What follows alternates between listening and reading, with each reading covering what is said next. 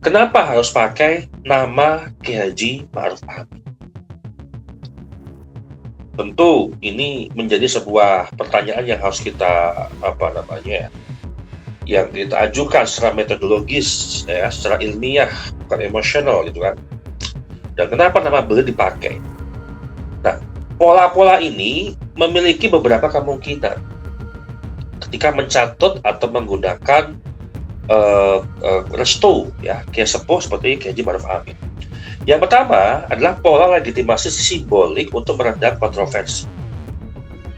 Nah, di situasi konflik organisasi ini, nama besar seperti ulama-ulama sepuh gitu ya, salah satunya Kiai Haji Ma'ruf Amin, kemudian restu kiai, kemudian barokah, dukungan moral, ini sering dipakai sebagai tameng secara psikologis.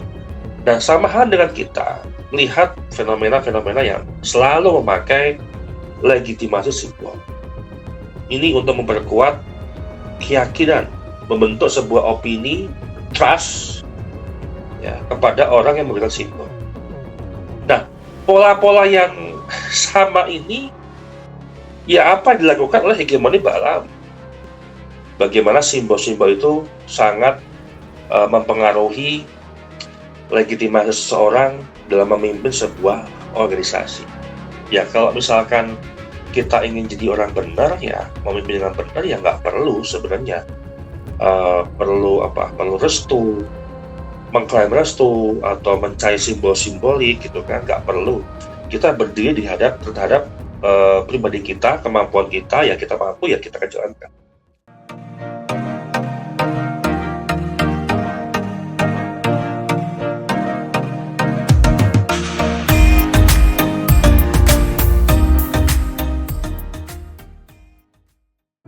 Ya, sahabat Charlie dimanapun berada, hari ini saya ingin menanggapi terkait klaim restu Kiai Haji Zulfa Mustafa sebagai PJ Ketum,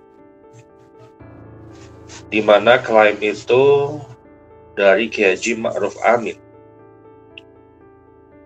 Dan setelah itu ada sebuah klarifikasi keras dari keluarga besar Kiai Haji Ma'ruf Amin bahwa klaim itu benar. Nah, yang mau saya bahas ini bukan personnya, bukan orangnya.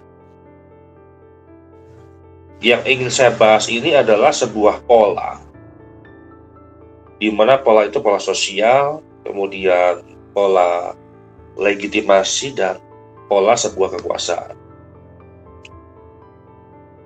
Karena kita fokus kepada sebuah narasi yang dibangun pada struktur-struktur yang ada dan pada kebiasaan yang salah, maka saya sebut hal ini tidak membahas personnya.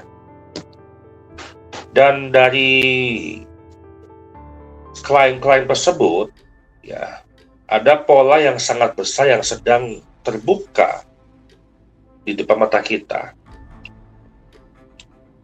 Nah, kita akan coba memahami satu persatu sebenarnya apa yang sedang terjadi.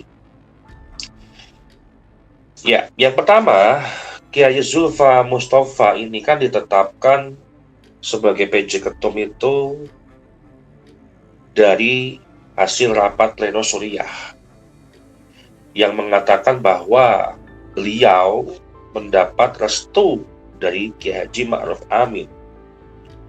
Yang kita ketahui bahwasannya Kiai Haji Zulfa Mustafa inilah ponakan dari Kiai Haji Ma'ruf Amin. Nah, beberapa media itu mengutipnya dengan narasi tanda kutip restu. Ini pun menyebar di seluruh platform media sosial. Kemudian tiba-tiba pihak keluarga dari Kiai Haji Ma'ruf Amin mengeluarkan klarifikasi tegas, restu itu tidak benar. Nah, ini yang saya apresiasi kepada keluarga besar Kiai Haji Ma'ruf Amin. Artinya langsung respon dengan publikasi yang simpang siur terkait benar atau tidaknya klaim itu.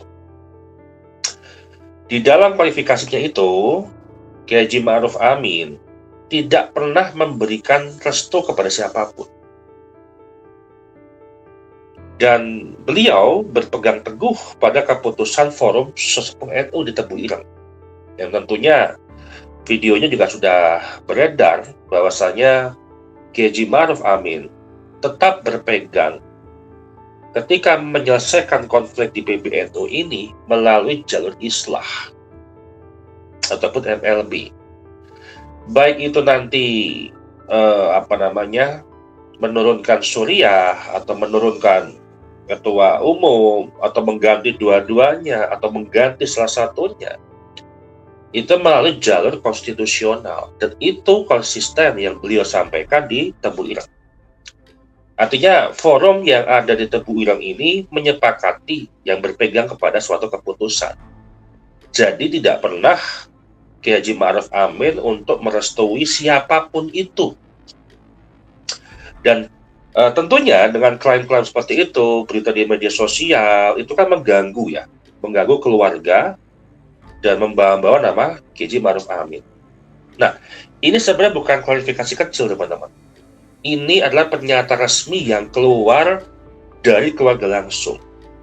Dan kalau keluarga itu turun bicara, itu artinya adalah sudah menyentuh wilayah kehormatan seorang ulama sepuh.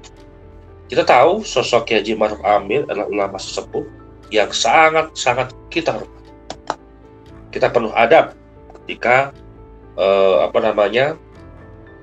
berbicara dengan beliau. Dan ini adalah yang paling penting, teman-teman. Dalam kultur NU secara tradisional, itu kita ada 3 jenis legitimasi. Yang pertama adalah legitimasi struktural, di mana legitimasi struktural ini sesuai dengan ADART, organisasi dan prosedur di dalamnya. Kemudian kedua, legitimasi kultural. Ya, legitimasi kultural itulah hubungan murid dengan guru, pesantren, kemudian sanad keilmuan. Nah, di mana posisi Kiai Ma'ruf Amin berada di legitimasi kultural, hubungan guru dengan murid, pesantren, kiai sepuh, sanad keilmuan, dan seterusnya. Kemudian yang ketiga adalah legitimasi simbolik. Ini yang kita bahas hari ini.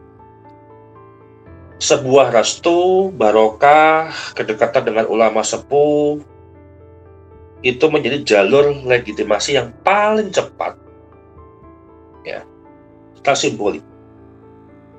Seperti halnya ketika kita ataupun Anda sebagai staf biasa di suatu perusahaan, namun Anda dekat dengan direktur salah satu direktur di perusahaan tersebut.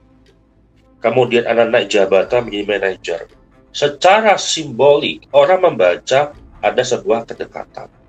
Inilah yang dinamakan legitimasi simbolik.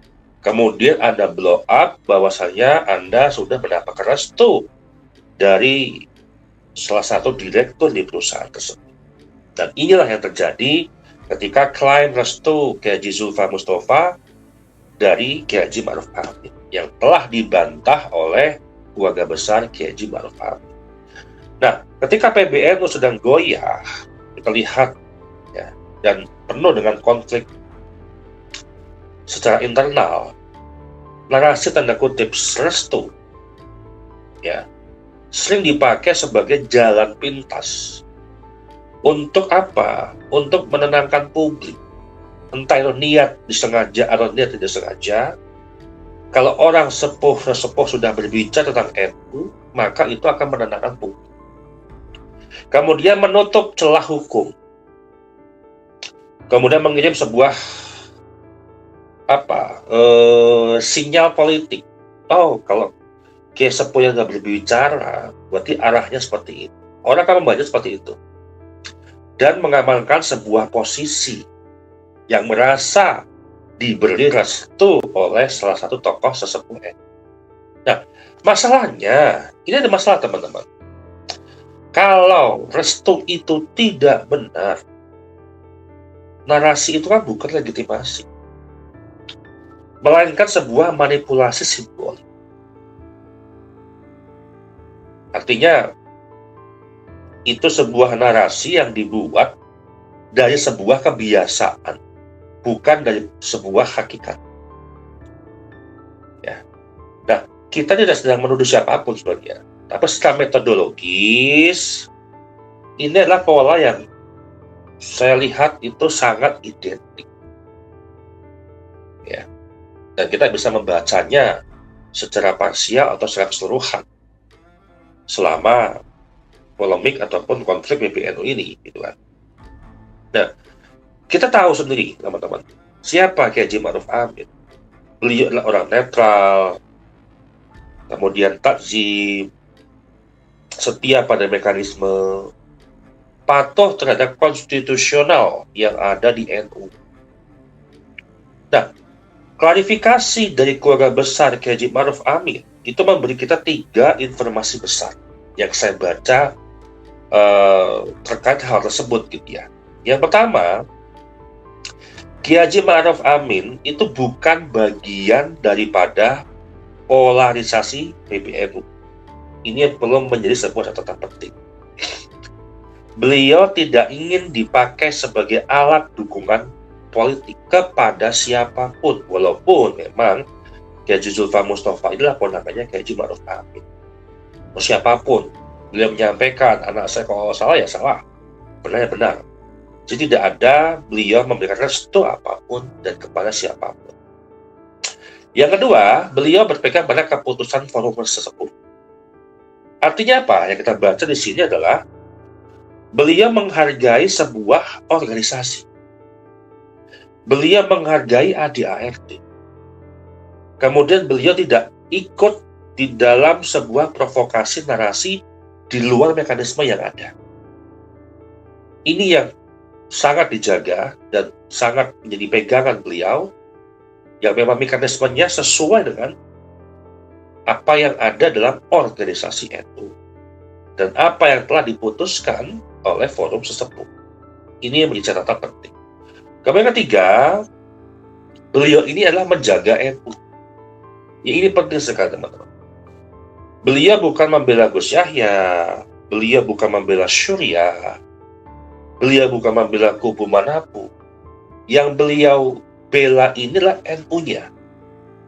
Ini kan masalahnya kepada elit PBNU, baik Syuriah dengan Tanfiziyah. Yang harus dijaga itu NU-nya, jamaahnya.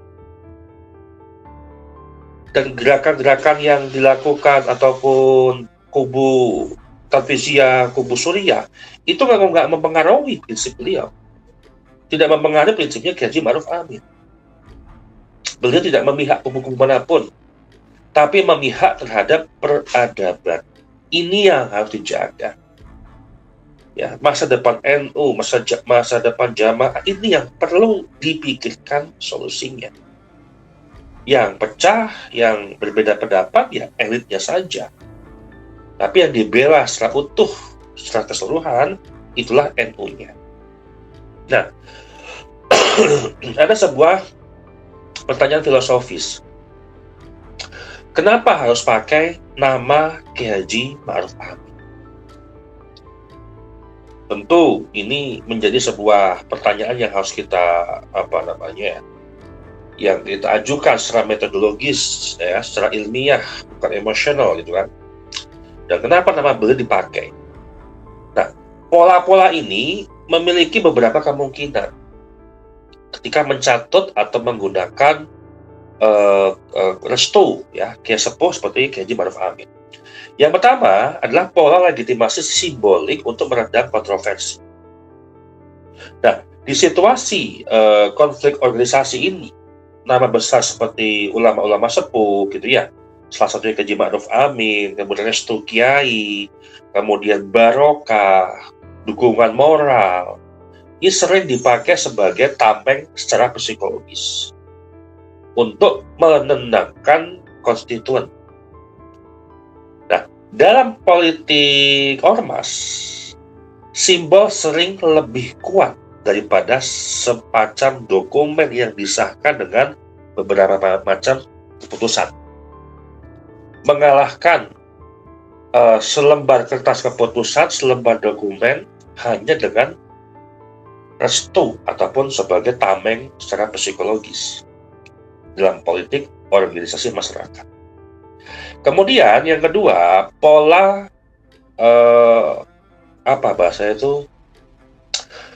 pola meminjam nama besar lah ya untuk mengatasi krisis legitimasi. Ini biasa terjadi.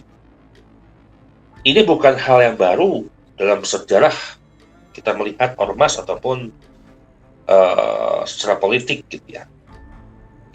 Raja zaman-zaman dahulu ya itu juga memakai legitimasi ulama, menggunakan referensi sumber-sumber ulama-ulama yang masyhur ketika zaman itu. Nah, gerakan memakai nama tokoh besar itu sudah ada. Bahkan kelompok genealogis yang memakai narasi sebagai keturunan Nabi pun itu juga menggunakan legitimasi simbolik. Perlu menggunakan legitimasi untuk menguatkan. Makanya kenapa contoh kayak misalkan Ba'alawi untuk menguatkan klaim secara genealogis, mereka mengklaim beberapa ulama-ulama mengakui nasabnya Ba'alawi. Siapa yang mau mengomentari kalau ulama-ulama yang mengakui itulah Hasyim Asy'ari, kemudian Syekhona Bangkalan, ya kan, kemudian Syekh Nawawi Al-Bantani, siapa yang mengomentari? Pasti dibilang kita ini kurang adab mengomentari ulama-ulama sepuh, ulama-ulama zaman dahulu. Nah, inilah yang sangat tidak relevan. Nah, semua hal itu sama. Simbol dipakai untuk menutupi kekosongan legitimasi secara moral. Misal, orang itu lemah memimpin sebuah perusahaan. Orang itu tahu bahwasanya ada keterbatasan yang tidak bisa dipublikasikan dalam memimpin perusahaan. Maka seorang pemimpin itu menggunakan legitimasi orang-orang publik yang telah memberikan restu orang tersebut untuk memimpin sebuah perusahaan. Sehingga bawahannya melihat bahwasannya simbol-simbol yang digunakan untuk memperkuat secara formal yang seharusnya legitimasi formal kosong, tidak mampu untuk memimpin perusahaan. Nah, sama hal dengan kita melihat fenomena-fenomena yang selalu memakai legitimasi simbol.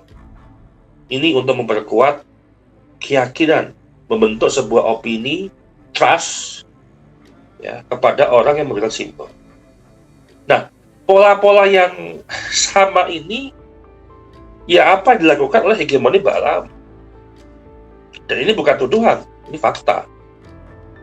Nah, analis secara pola strukturalnya, hegemoni Ba'alawi ini bekerja dengan beberapa pola yang seperti halnya pernah saya bahas di podcast sebelumnya, dan itu juga masuk dalam hashtag di sosial media.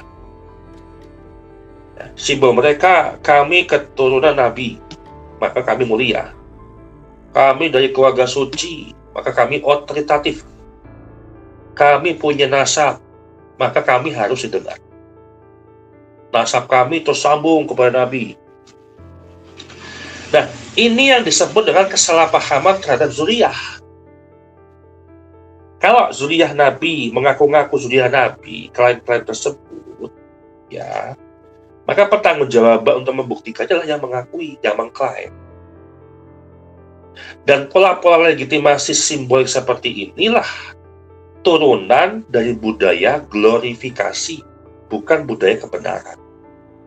Ini yang sebenarnya harus kita hapus, kultur-kultur atau turunan-turunan yang turun-temurun dari dulu yang digunakan hanya untuk mengglorifikasi dan bukan memberikan sebuah statement kebenaran.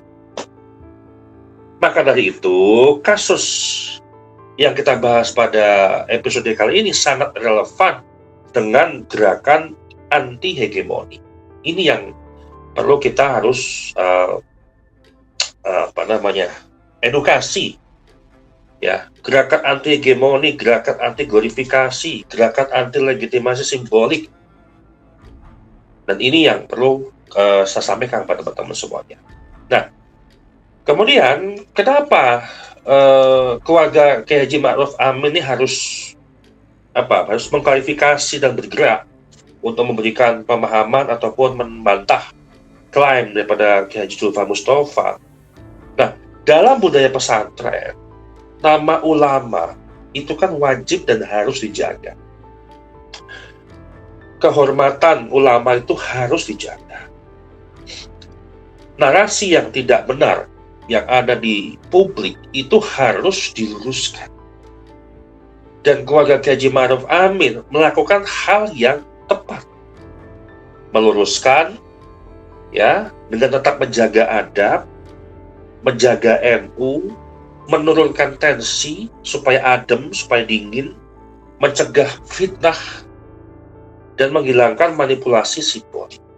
Ini sangat mulia. Maka saya memberikan apresiasi kepada keluarga besar Kiai Haji Ma'ruf Amin yang secara cepat merespon berita-berita yang tidak benar di media sosial. Dan ini memberi sinyal yang kuat bahwasanya NU tidak boleh diseret ke ranah-ranah politik simbolik. Jangan diajarin orang NU oleh politik-politik simbolik.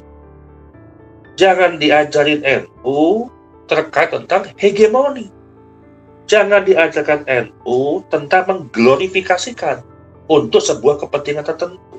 Ini yang harus kita bentengi. NU ini bersih dari kelompok-kelompok yang terbiasa menggunakan hal itu yang jauh dari sebuah kebenaran, hanya untuk mementingkan kelompoknya saja dengan simbol-simbol tadi.